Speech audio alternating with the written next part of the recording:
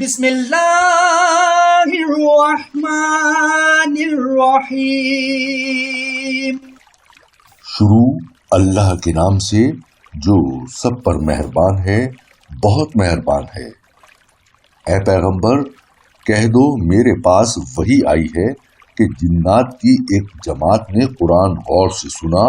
اور اپنی قوم سے جا کر کہا کہ ہم نے ایک عجیب قرآن سنا ہے جو راہ راست کی طرف رہنمائی کرتا ہے، اس لیے ہم اس پر ایمان لے آئے ہیں اور اب اپنے پروردگار کے ساتھ کسی کو عبادت میں ہرگز شریک نہیں مانیں گے۔ اور یہ کہ ہمارے پروردگار کی بہت اونچی شان ہے،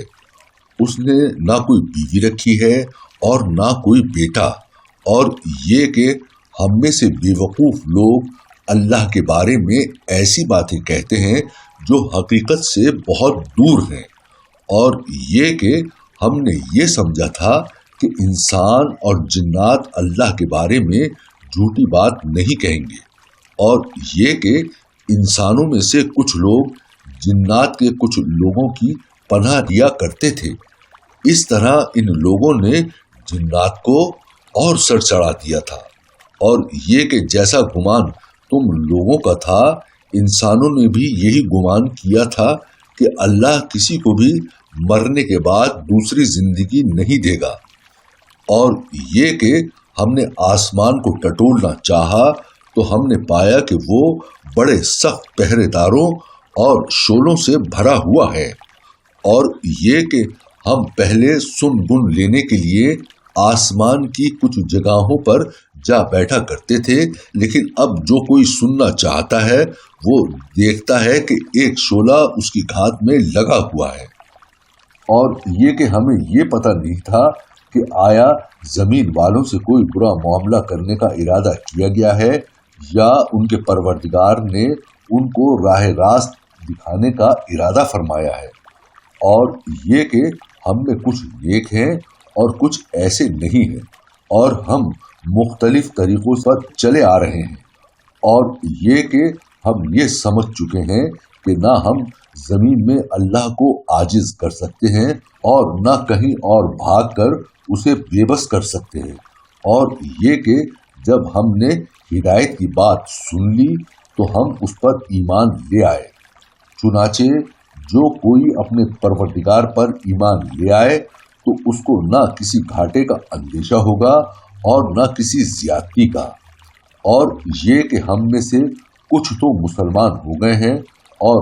ہم میں سے اب بھی کچھ ظالم ہیں، چنانچہ جو اسلام لا چکے ہیں انہوں نے ہدایت کا راستہ ڈھونڈ لیا ہے، اور رہے وہ لوگ جو ظالم ہیں تو وہ جہنم کا ایندھن ہے۔ اور اے پیغمبر، اہل مکہ سے کہو کہ مجھ پر یہ وحی بھی آئی ہے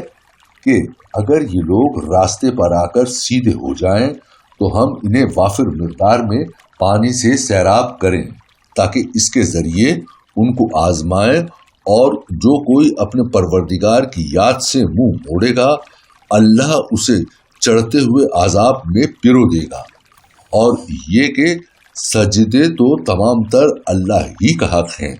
اس لیے اللہ کے ساتھ کسی اور کی عبادت مت کرو۔ اور یہ کہ جب اللہ کا بندہ اس کی عبادت کرنے کے لیے کھڑا ہوا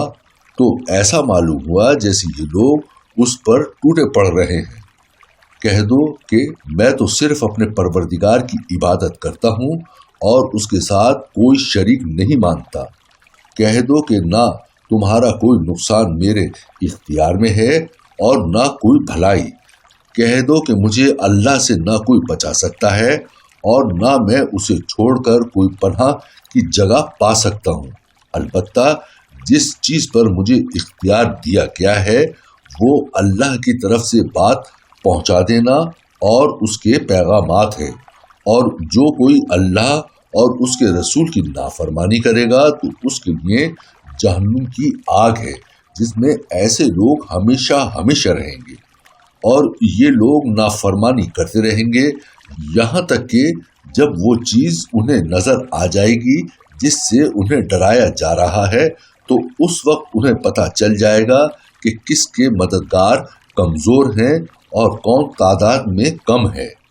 کہہ دو کہ مجھے معلوم نہیں ہے کہ جس چیز سے تمہیں ڈرایا جا رہا ہے آیا وہ نزدیک ہے یا میرا پروردگار اس کے لیے کوئی لمبی مدت مقرر فرماتا ہے۔